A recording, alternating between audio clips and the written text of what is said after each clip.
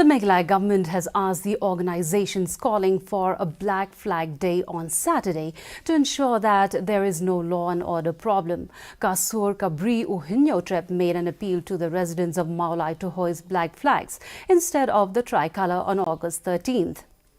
In protest against the failure of the National People's Party-led MDA government to make the report on the killing of former HNLC leader Cheristafil Thankyu public.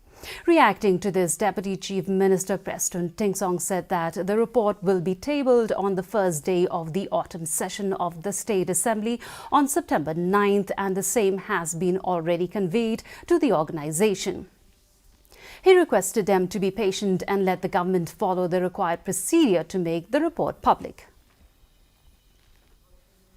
We requested them also, yes, you please do whatever you feel like to do in honor of late Cheris.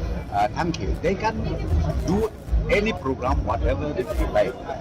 And that they also appeal and requested do any honor whatever you wanted to do. Please, but please don't create law and order. That is my request to all of them, because we don't want to see again law and order in the state.